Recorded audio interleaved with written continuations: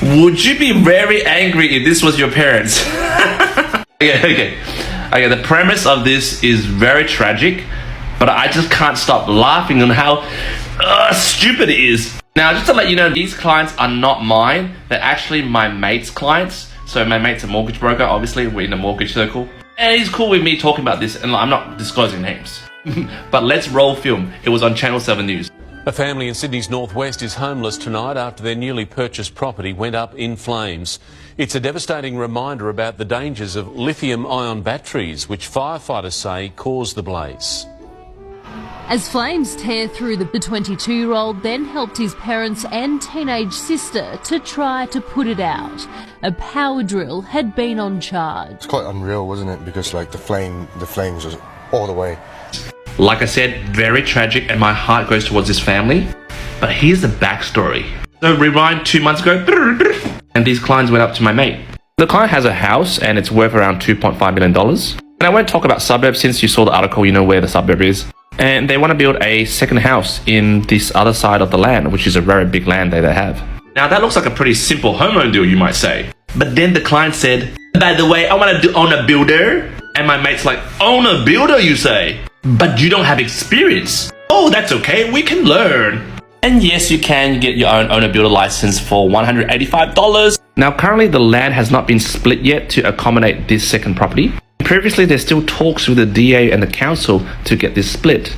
Now, with this criteria still floating in the air, the client's also another criteria was to have 80% loan-to-value ratio. Now, my mate obviously is a good broker. He shopped it around and couldn't get any answer. So then he naturally called me up and said, hey mate, I know you deal with a lot of curvy deals.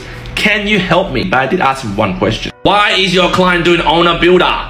And my mate's like, mate, these guys are the most stingiest mofos I've ever seen. I mean, the stories my mate told me about them, they are so calculative. But then ain't all owner builders all calculative and stingy? And this all comes back to full circle to the premise of your freaking mindset. This is their stingy mindset. We're not going to pay actual money to a professional builder and save heaps of money. We'll just live in our own house and then sometimes go to the backyard, do a few of, bricklaying there. Go back here into the house to have some lunch.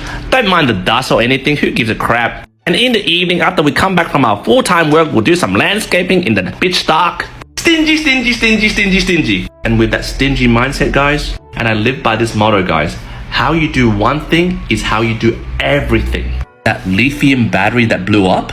Ooh, where did you buy that from? Let's forget about going to Bunnings. Let's go to eBay and bid on the lowest price. Where do I get the tools to build this magical house as an owner builder? Cheap tools. A power drill had been on charge. I need cheap lithium batteries. Actually, a lot of banks will say F off to the owner builder idea. So then my mate got a cash out against the original property to use as funds for the construction. Now, I wasn't involved with the finance, but my mate said the loan got approved. Client was like, yeah! But my mate's like, well, there's actually one condition. In order to get the finance, the bank needs to see a building certificate of insurance. This is where the tragedy becomes comic. The client never had building insurance, but they went and purchased building insurance to show the bank they have insurance to get the loan approved. But 14 days after the loan settlement, they cancelled it! How you do one thing is how you do everything. Stingy mindset overtakes them. I don't need insurance. Why would I need to pay that much to people insuring my stuff? No building insurance, no contents insurance. And I bet your bottom dollar, not even life insurance. God forbid nothing happened to their family. Now you sort of know why I laugh and cry in this situation. So what is the moral of this story if you're still watching this video? Owner builders, stop doing owner builder. There's a reason why the bank doesn't want to lend you money.